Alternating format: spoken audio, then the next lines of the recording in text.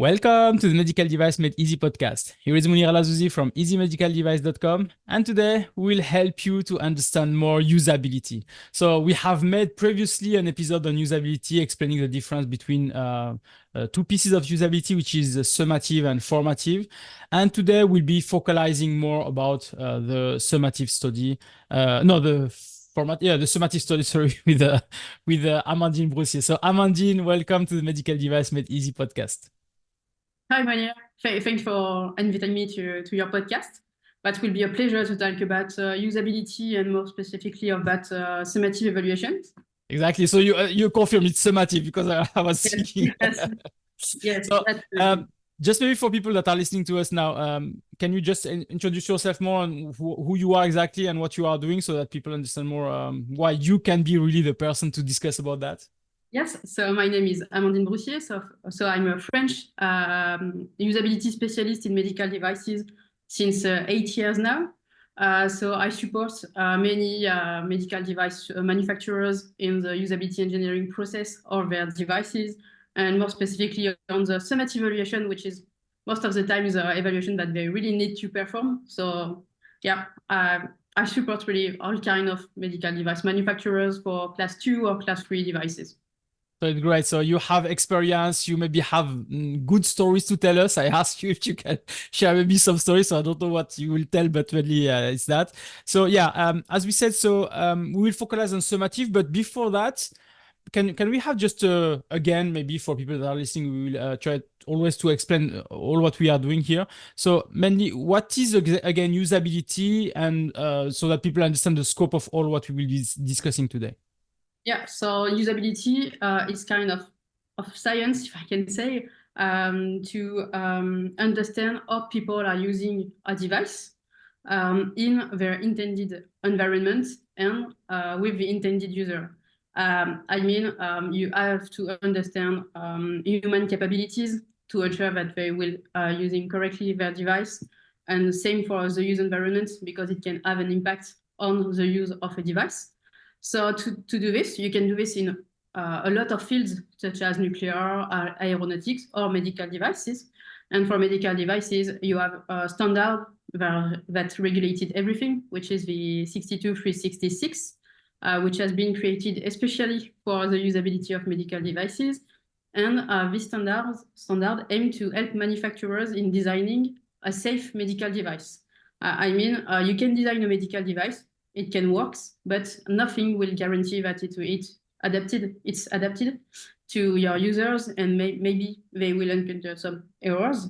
So the aim of this process is really to take you from point one, which is to understand who are your users, where they will use your device, and then to design your medical device iteratively with what we call formative evaluations, which are the evaluation that you perform during the design of the medical device to ensure that you are in the good way of manufacturing. And at the end, you have the summative evaluation. And the summative evaluation, its aims is to ensure that the user interface that you have designed is safe to use. So if we summarize all this, mainly when I receive my medical device, what's happening usually is that some people, let's not talk about medical device, let's talk about something else because it's more dangerous with medical device.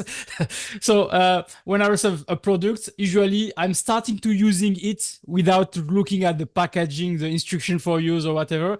And only when there is a problem, then I start to look and I say, oh, I should not have done this, I should not have done. So the objective here is that we are avoiding all those errors, all those mistakes as low, make them as low as possible. Yes, exactly. And the idea is also to make it pleasant to use. It's not only focused on the safe, because, okay, a device is safe, but if it's not pleasant or not easy to use, maybe you won't use it. So when you use something, even if it's not a device, you want to buy it first, and after you want to use it easily. And what is also important to note for medical devices, for example, is that what we call the user interface includes everything from the medical device. It means that it also includes the accompanying documentations, so the training, instruction for use, labeling, packaging, So this is why also it's important for us, for usability engineering, to collect important information about everything. Because as you say, most of the time, information are in the instruction for use, and we don't want to read instruction for use. However, we need to use instruction for use, especially for medical devices. Exactly. So yeah, when we are working, I'm working a lot also with my customers on the risk management, and we have some mitigation risk to put. And each time they say, "Oh, put it on the instruction for use or put it on the instruction for use to reduce the risk," I say, "No." Even the ISO says no. Instruction for use is the last mitigation solution. First design, then alert system, and then you can put an information on the instruction for use, because even them, they know that nobody is reading that. It's really the last kind of a place where people will find the information, because they will not read that. If we look now at this usability, so mainly what you try to do is to reduce the risk of misuse as low as possible. And here we talked about this standard, which talks about, as you said, formative and summative, and we'll focus on summative. So can we explain now clearly what is the summative study or summative evaluation? Unearth the pulse of the medtech world with MedTech Conf, a dynamic platform featuring global events on medical devices, biologicals, IVD, and pharmaceuticals. Stay informed, stay ahead, connect, share, and elevate your knowledge. Become an official sponsor, make your event shine on the map. MedTech Conf, your key to the medtech universe. Remember, the future is now, and it's at your fingertips with MedTech Conf. So the summative evaluation, according to the 62366, is the user interface evaluation performed at the end of the development of the medical device to ensure that and to provide strong evidence and objective evidences that the user interface can be used safely, which this is what we call the summative evaluations. So to do that, you have to perform a study, and most of the time, I would say 90% of the time, you have to perform what we call usability testing, because it's the best method to get some objective evidence that the user interface can be used safely. So in terms of this summative study, so can we summarize it to say that it's like the final exam of your products to say that you are safe now to go on the market? It's like if you fail this, you have maybe to redesign things or you rechange something. So it's like a final exam. It's not like a trial or a mock exam. It's really the last exam before you can be approved. Exactly. Summative evaluation is like the last step. As you say, it's like your last diploma. You have been working for 2 years before, and it's the last year, and you need to get your diploma. And one day told me, your formative evaluation is like when you are a cooker and you cook something for your colleagues. And summative is like you are a cooker and you cook for your final customer and you serve your customer. So it's quite the same things. And yes, summative needs to be performed on the final version of your user interface, because if following the summative evaluation you want to modify something on your user interface, maybe most of the time you will need to conduct a second summative evaluations to assess these modifications, to ensure that every time that you are testing something in summative evaluation, you are testing the last version of your device, the one that you want to market, to avoid having too much modification following the summative evaluation. It's great to perform formative evaluations. Most of the time, people say, we don't have time to do this. Go directly to summative evaluation. But what can I say? It's really that if you perform formative evaluation, you maximize your chance to have a successful summative evaluation. Because so you have some people that go directly because, as you said, formative is like intermediate checks during the project that everything is going in the right direction. And the summative, as we said, is really the final one. So do you have some experience of people that are going directly to the summative and not doing any tests during the development, or maybe doing them but not doing them formally? Yes, there are two cases. Those who directly goes to summative evaluation without doing anything before. Okay. And when we observe this, and this during summative evaluation, they're like, oh my God, what happens? Exactly. we didn't know about that. I said, do you meet some end user before conducting some evaluation? No. And it's quite complicated for them to understand that. You have to perform some previous evaluation just to ensure that everything goes well. Or sometimes manufacturers are performing some studies, but they just don't formalize it, or they are doing it just to do it without taking into account the output of the format evaluation, which are some recommendations of improvement of the user interface, and they are just doing it for regulatory purposes, which is wrong, because really the aim when you do a format evaluation is to improve every time your user interface. So I suppose, for example, for a notified body, the summative is the most important piece because this is mainly what they will be checking. But are they checking also the formative and verifying that they have done some tests in the middle, or no, they don't? I mean, it's not interesting for them. I would say that before they were not really looking at format evaluation, but now, since a few months, I see some notified body that are really checking what you have done in format evaluations, because what people need to understand is that for format evaluations, you don't need to spend a lot of money or to spend a lot of time. You have plenty methods applicable for format evaluations, and you can do anything. It can be like, I don't know, like a meeting between people to discuss about the design, and you can integrate intended users, for example, in this meeting, just to have some advices about the user interface.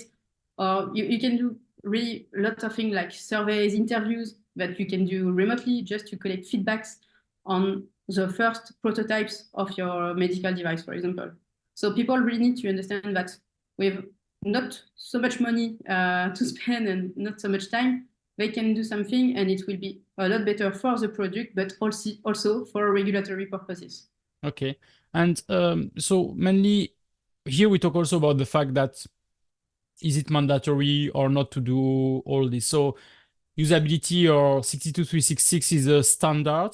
So it's not like mandatory to use that, if I can say. I mean, everybody says it's not mandatory to use a standard, but I say it's highly recommended. So can I decide also to say, I don't need usability at all. I don't need anything of this. I just want to place my product on the market, and if there is a failure, I will discover that on the market. So is there a way to avoid usability or summative study, or no, there is no chance to avoid that? You can try, but I have to say good luck because most of the time I have some customers that told me that they have a non-conformity related to usability because they did not perform any usability study at all. And what we saw is that in a MDR, there is Annex 1, which says that you have to ensure that your device is safe to use, and you have to follow the state of the art. So the state of the art to assess the safe use of a device from usability point of view is the 62366, which says that to ensure that your device is safe, you need to have objective evidence through a summative evaluation.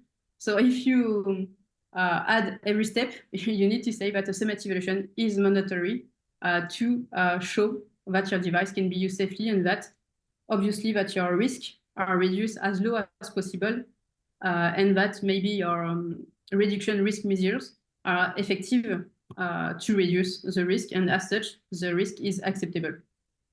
So I myself worked on some usability, and we have a specific annex that is on the 62366, which is Annex C, if I remember, which is the unknown how to say, the interface of unknown provenance or usability of something of unknown provenance.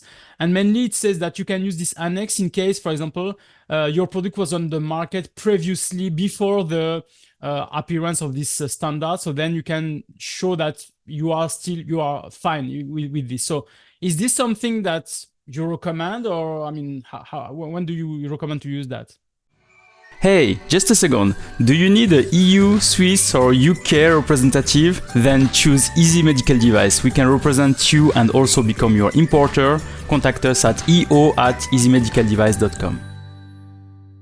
Yeah, for devices that has been marketed prior to February 2015, which is the date of the 62366 one, you can use this annex. if your device has been marketed, and what is important if your device has been marketed and you didn't perform any unification of the user interface. Because if you change everything, because imagine you're marketing your device in 1994, and in 2018 you redesign everything because it was too old, you need to re-enter a whole process of usability engineering. But in case you didn't break any modifications, you can use this annex, which is it's quite shortly to do, because you just have to do your use specification, where you describe your users, the environment, how the device is working. Then you have to do the user-related risk analysis with the selection of hazard-related use scenario, etc. And then you have to show data from your post-production surveillance that reveals that you don't have problems with usability. Sometimes you don't have enough data because people complain more about technical trouble than usability problem.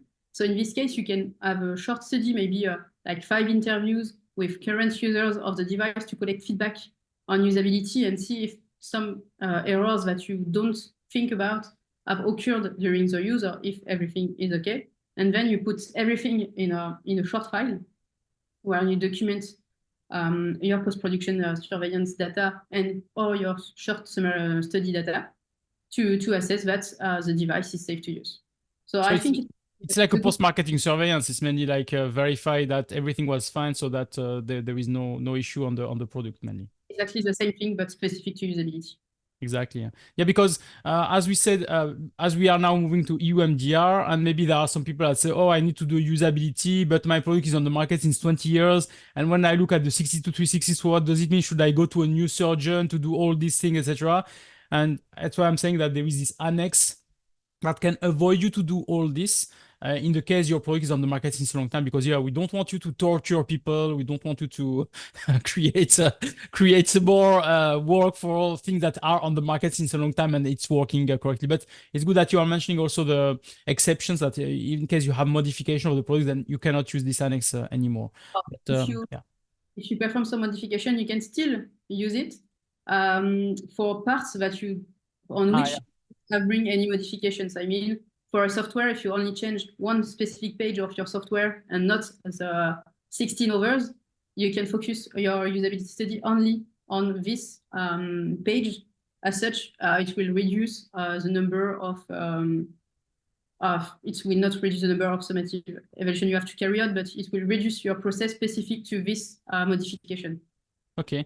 So now that we have a clear understanding of what is summative and maybe some ways to avoid to do the big project, who should I hire, or who should I work with to do this summative study? So can I use my internal employees and say, oh, can you do the test for me, etc.? Or should I go to a professional user of this device, or what is the recommendation for you on this? You can do both. Obviously, it's my job, so I will say you need to take a consultant, but you can also do it by yourself. A company can perform her own usability study. Things you have to think about is, I recommend to follow a training on usability before conducting it, just to have a global overview of the process, because reading the standard is great, but really understanding it, it's something else. And I think it's great to follow a training before.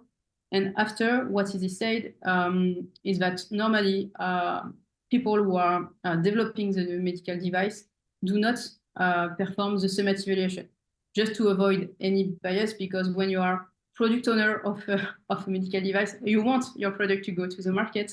So sometimes you're not as neutral as you want to be. And you know the products, you know how it is working, you have maybe passed a lot of tests, and you know that there is a trick here, you should click on this button, etc. So it will be biased, as you said. So you'll make the thing pass perfectly, when at the end, if you give it to anybody else that has never seen the product before, maybe they will be failing. So yeah. Exactly. But my advice would be that until summative evaluation, maybe you can do it internally, because formative evaluation, as I said, required less how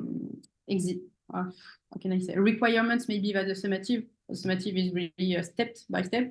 Mm-hmm. Formative it's more free, if I can say. And after for summative, I think what is the key point is to have a great usability summative protocol, and after it will be easier.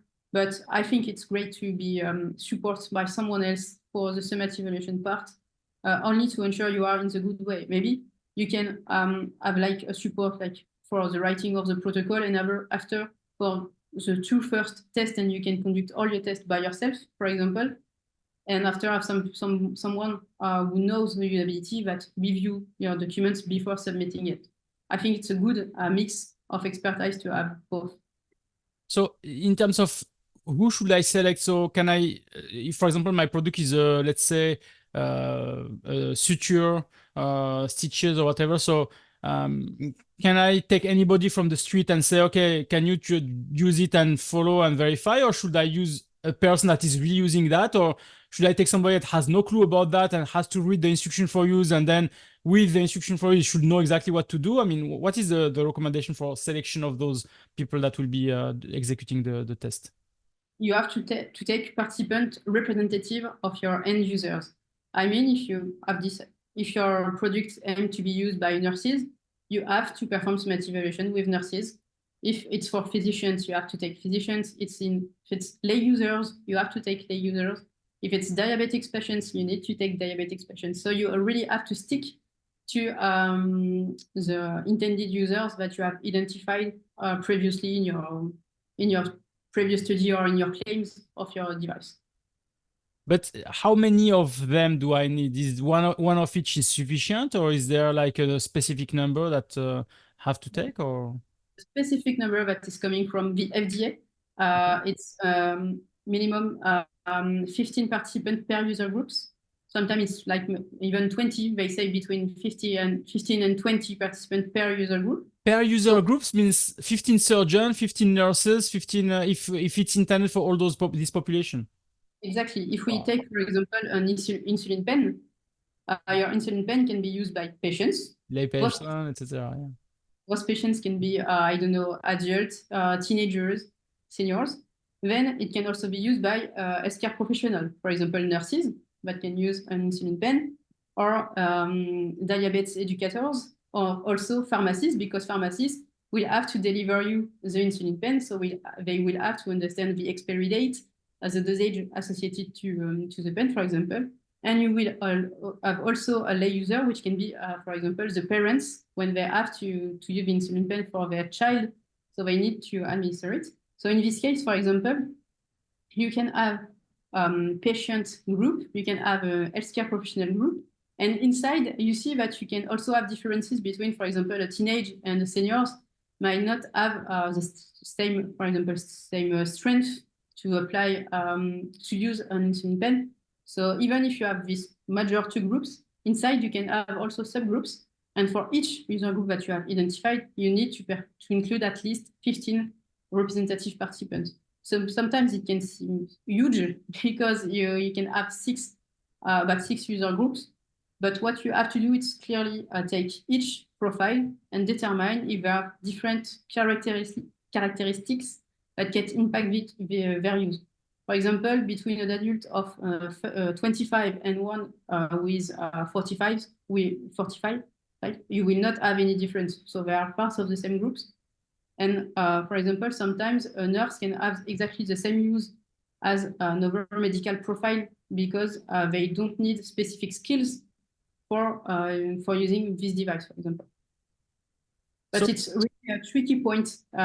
Exactly, yeah, because as I said, we look at 15, we think, oh, it's 15, everybody thinks it's 15, but 15 per groups, it's like can be a huge thing. So yeah, I suppose that some of the medical device manufacturers will reduce the user people that can be doing that, so to avoid all this kind of thing. But so yeah, it's really huge. So can I do it myself? Means, as you said, after having a training, can I go and interview people and say, okay, do you want to be doing that? Or is there people or organization that is working on that, like a CRO that is working on that? Or how we organize all this kind of tests?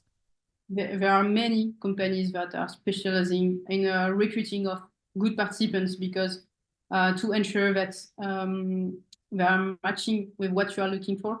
you have to create what we call recruitment screener, which details exactly the profile you want, such as the occupations, sex repartition. If you have generally, a good practice, for example, is to exclude people who have participated in another usability study in the last 6 months on the same kind of devices. It's just to avoid, for example, negative transfer between the devices and the studies. Also, you try to take people who have not contract with your company, for example, to not influence results. So you try to be as neutral as possible. So the good way to do it is to engage a third party to perform the recruitment or CROs or things like that. You can also do it by yourself. There is nothing that forbidden you to do it if you have the contact, but just ensure to be neutral. For example, don't take your brother, your sister, or some people like this just to do it because you want them to be as neutral as possible. But as you said, you cannot use your kind of employees that know already the product for that. So can you use a prototype for doing that, or what is the point here? Should I'm starting to work on it. I say, I think I have a minimum viable product that can be maybe good for investors. So should I do my summative on this type of products, or how is it working? No, you really have to do your summative study on the final version of your user interface. So sometimes it can be a good prototype that is almost ended, but it's really on the last version, the one that will be marketed. So for tomorrow, if I need to test my device, I have to put in the hands of my participant the device that they can be able to use, I don't know, in 1 year after the certifications. So you really have to, it's really the last step that, and so you have to finish your development before. So it's what we said before. So like the final exam. So it's not like you can do some modification normally after that. It's like in terms of design, we call it a freeze. So we freeze the design, and then from the freeze, then we are doing all the different verification and validation activities which are that. Can I do also? I mean, we have also sometimes some implantable products. And for that, we have to do a clinical investigation. So we have to recruit patients and have them. So can I do my usability at the same time, or the summative at the same time of the clinical investigation? Because it's also at this time that we have selected patients and we are asking them to use it or to tell us about it. I will say it will depend on products. What is usually done is that you do your usability before conducting your clinical study, just to ensure that the device is safe to use before putting it in the hand of the user. But for, as you say, for implantable devices or other things, you can do short usability study before, because you have also another standard, which is 11607 regarding sterile packaging, in which you have a chapter dedicated to usability, which asks you to perform some usability study for the opening of the sterile packaging, for example. So this, you have to do it before your clinical trials.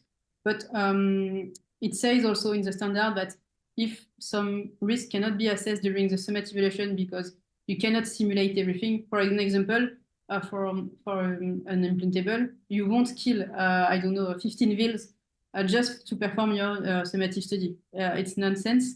So in this case, you can try to do as much as possible during the usability study, and after going to clinical trials to collect further information on the usability and integrate usability to your protocol. And even if you have already done your usability study, I think it's a good practice to integrate some usability questions sometimes in your clinical trials, just to collect more feedbacks on the real use, because in summative everything is simulated. So it's great to have feedbacks following real use of your device. Okay, no, great. So now that you have a lot of experience, if I can say, on this this type of exercise to do a summative or a formative evaluation. So you have also, I suppose, had some discussion with notified bodies and all this. So what are the common non-conformities or observation that notified bodies are raising or authorities are raising also, maybe about the usability? Most of the time, it's that people don't include enough participants in their Okay. study, because some manufacturers have some troubles to recruit 15 participants per user group, so they integrate about 5 to 6.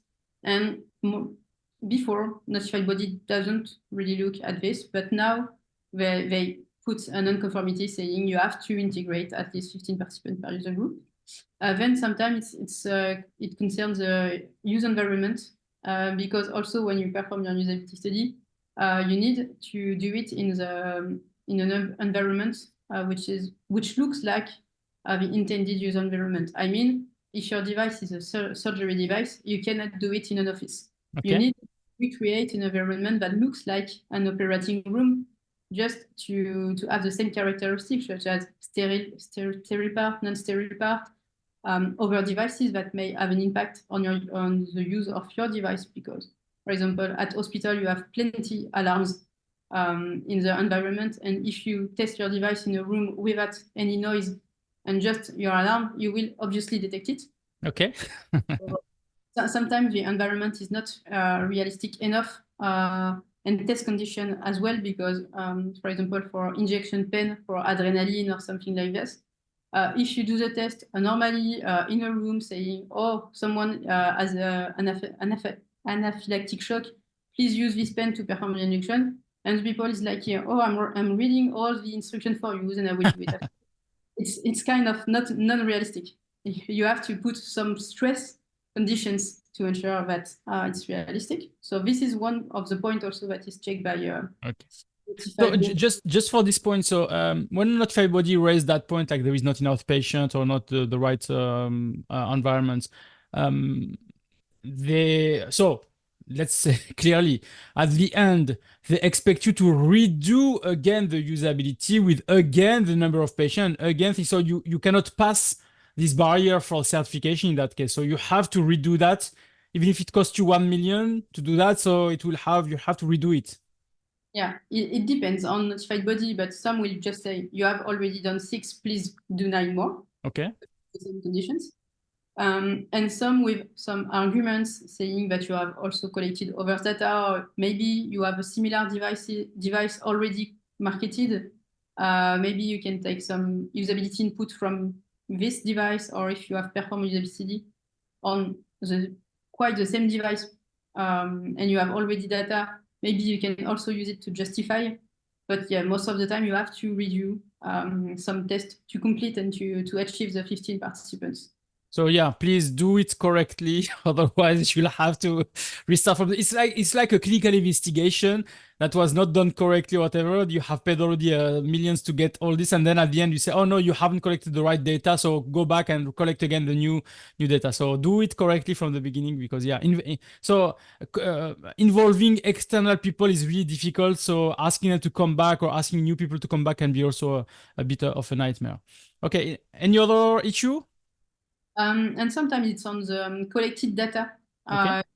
because during the summative, what you want to observe is that if the user used the device well, what we call a correct use, or if they encountered what we call use errors. So use error are actions or lack of actions by a user when using the device that conducts to a result that is different than the one expected by the manufacturer or by the participant himself.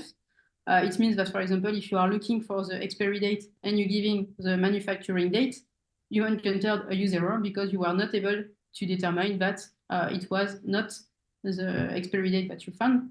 And you don't have to only look at use error, you also have to collect what we call use difficulty and what we call close call, which are 2 different cases, where use difficulty is like you just have some difficulties to find the information, but you don't encounter any risk that could lead to an harm. And close call, you were on the point of making a use error, but something as catching you from doing this. Well, an error message on the software that tells you, are you sure you want to do this? Because the action, you can go back and you will say, oh, no, I don't have to do this, for example. And sometimes people are only, how can I say, having a script and just say, okay, everything is okay. Most of the time, I saw some data like pass. Okay. And what is pass? Because pass is really like more for validation. It's like I run 27 tests and I saw it's passed. While summative evaluation is more quantitative data. You need to explain what happens because it's about human behaviors. So you really need to describe, okay, he doesn't find the expiry date. Why? Why did he thought that the manufacturing date was the expiry date? Maybe because the dates are really close to each other and there is no symbol or nothing to help them. So you really so you are really in the observe you are really observing this, and the observer himself, even if he knows, if I can say the standards, is maybe not collecting correctly all the information that should be corrected, or thinks he collects correctly the information, but the information are not well described, so which doesn't give. I mean, it's like you have I think on the report you have to feel, when I read it, you have to feel that you were there also, and it's like you understand exactly what happened at each minute. He pushed this button, he looked at this, he made that, etc. So you have really to be descriptive so that the data can be accepted. So notified bodies, if this is just a pass, they are not really accepting that. Less and less, because just a pass doesn't mean anything, or sometimes it just say there are 5 user errors encountered. Why? Okay. Because sometimes it's not because a user error has been encountered that something is wrong on your medical device. Sometimes it's I don't know, it's lack of attention of the participant who has read the task too quickly. For example, you ask him to set 4 units on an insulin pen, and he read 6. Okay. Sometimes it happens, and it's nothing. You won't redesign everything because of this, because sometimes it's lack of intention, and you really need to determine what we call the root causes of every event. Means that you need to explain what happens and why it happens. Is it due to your user interface? Is it due to the test situation? Because sometimes it happens. Is it due to negative transfer from other devices, because people are using a device this way and your does not work the same way? So they put negative transfer by thinking it works the same way and doing wrong actions.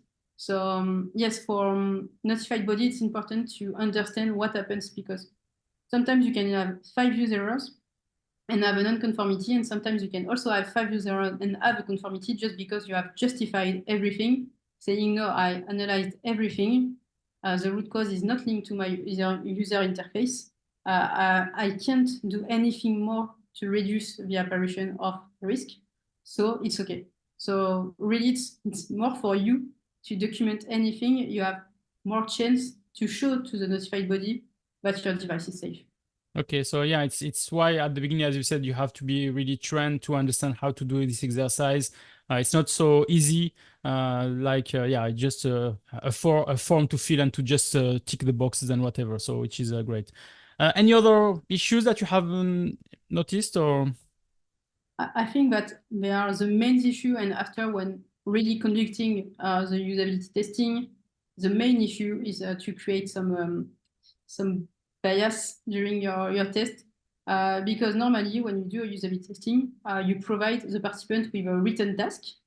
You have to read the task. For example, the task is please use this insulin pen to inject 4 units in this mannequin. And sometimes the moderator, which is the person who conducts the test, speak too much with the participant. Okay. While once he has read the card, he should perform his action alone. And sometimes people ask participants to think aloud, but this is really not a good practice. You really have to let participants focus on what they are doing, because it's like, I don't know, but when you try to teach someone to drive, for example, you try to say, okay, to accelerate, I have to press, what is it? The left or the right pedal? You don't remember when you are explaining things. So you really have to let participants focus on their task and don't interfere. And sometimes it's quite frustrating, because you see that people have difficulties using your device, but you have to let them have difficulties. Except a few cases, you won't let the participant search for about 10 minutes. After 5 minutes, maybe you can help. But one of the common mistakes is to help too quickly the user, while sometimes the user will say, no, I don't know. I can't remember where is it. And if you let him search for about 30 seconds, he will find the answer. So it's really something that I often observe is that people interfere too much during the summative evaluation. So yeah, this can be, as you've said, a bias also by people that says, oh, I need this summative study to be successful. So then I try to, if I can say, help or maybe consciously or non-consciously. But for me, mainly the point here is that if you help, maybe yes, you will be successful in your summative study, but you will not be successful when the product will be on the market, because mainly all the issues will happen on the market, and you will, you will know if you have not sold products as medical devices on the market. You'll not sleep at night anymore when this will be happening, because your phone is ringing, emails are coming, and say, why this, why that? I thought everything was fine, etc. So preferably find those issues directly during the summative study, correct them if needed. Maybe it will be lengthening your project of 3 months. Yes, it's an issue. Yes, it will be people will yell on you, but you'll sleep well at night after when it will be on the market, because those issues have been discovered and you'll not have any problem. Yeah, normally when you think about usability, you should think about the users first before regulatory purposes. And just imagine tomorrow they have the device in their hands, and you don't want to be responsible of their potential harms if they harm themselves while using the device. So sometimes just take time for summative, but ensure that the device is safe instead of wanting to go to market very quickly, and just after 6 months of use, have a recall of your product because there are too many issues with the use of your device. Exactly. Yeah. So let's make the right things from the beginning. So Amandine, so can you tell us more now how you can help maybe people? I hope by listening all what you have said, they know now how you can help. But for you, which people can contact you and get some support maybe from you? It's a lot of people can contact me, but mostly people who want to market a medical device for CE mark and FDA approval, and that they need some usability engineering process to be implemented. It can be on every step of the usability engineering process, as I normally well known every step of the usability engineering process. It can be for summative, even if people only need a small support, for example, sensibilization introduction to usability engineering, or just for the writing of the protocol, they can contact me. Or if it's to conduct the studies, they also can contact me, because I can also carry on the studies. But mainly, if they need a usability for medical devices, they can contact me. Great. No, I think as people maybe are listening here on this podcast, so you see that Amandine is really knowledgeable on this process and she has a lot of experience on it. So don't hesitate to contact her. I will put all the details on the show notes, so LinkedIn profile and information, so that you can directly contact her if you have any question. And yeah, so I hope it will be helpful also. I hope this episode is helpful for people that are listening, but also maybe to get some consultants that are knowledgeable and that can help you for your different projects. Okay, Amandine, so it was really helpful. Thank you for your support. Thanks for all the information, and I wish you a nice day. Thanks to you.